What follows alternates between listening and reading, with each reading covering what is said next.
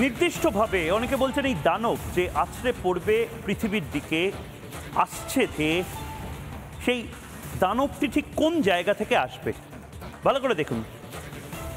একেবারে পৃথিবীর মধ্যে এই গ্রহাণু ঢোকার পরে বোগেটা বা টেক্সাস, সেই দক্ষিণ আমেরিকার পাশ দিয়ে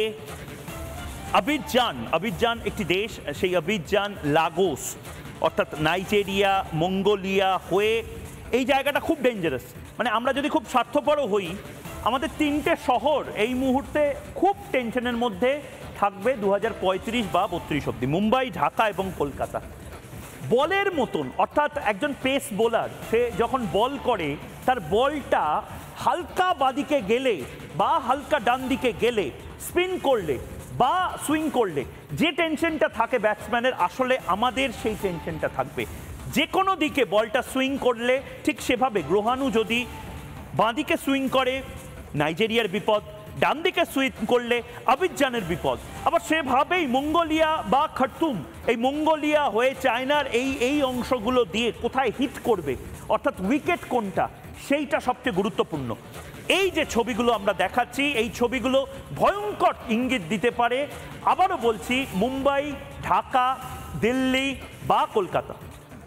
যে ছবিগুলো এর আগেও আমি দেখাচ্ছিলাম, এই ছবিগুলো অত্যন্ত গুরুত্বপূর্ণ, কারণ এভাবে সাধারণত তারা ফ্লোট করে গ্রহাণু বা অ্যাস্টেরয়েডগুলো।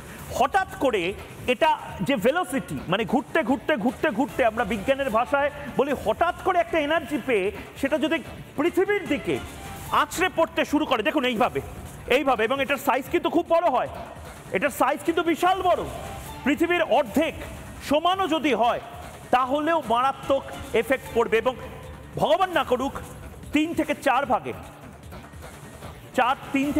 ভাগে এটা ভাগ যদি হয়ে যায়, তাহলে আরও বিভিন্ন মহাদেশে ক্ষতি হবে, পৃথিবীটা নষ্ট হওয়ার দিকে হয়তো চলে যেতে পারে।